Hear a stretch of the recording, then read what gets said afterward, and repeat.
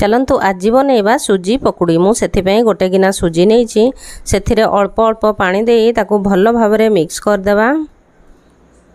आम ए अधिक पानी देवानी सुजी जमी भल भाव मिक्स होती पानी देवा। देखु एतिकी पानी देवा। एबे 10 ରୁ 15 मिनिट रेस्ट पाई छाड़देवा। 10-15 मिनिट पर देखु मु 2टा पियाज को पतला पतला काटिक नहीं भृसंग पत्र कंचा लंका छोट छोट काटिक नहीं स्वाद अनुसार लुण पकाइबा 2 पिंच हलदी गुंड पकाइबा एवं ताको भल भाव मिक्स करदेवा। सुजी भल भाव बतुरी जाइछि 2 पिंच खाइबा सोडा दे आउ टिके भल भाव मिक्स करदेवा। एपटे मु कड़ाई रे रिफाइन तेल गरम कर नहीं सुजी बैटर रु अल्प अल्प करी पकाइबा एवं अलट पालट करी लाइट गोल्डन कलर हेबा पर्यंत छाणी नेबा। देखंतु एबे हमरो पकुड़ी हेई गलानी ताकू बाहर करनेबा। पकुड़ी बहुत क्रिस्पी हेइची। एहा बेसन पकुड़ी ठारू खाइबा को अधिक स्वादिष्ट लागि थाए।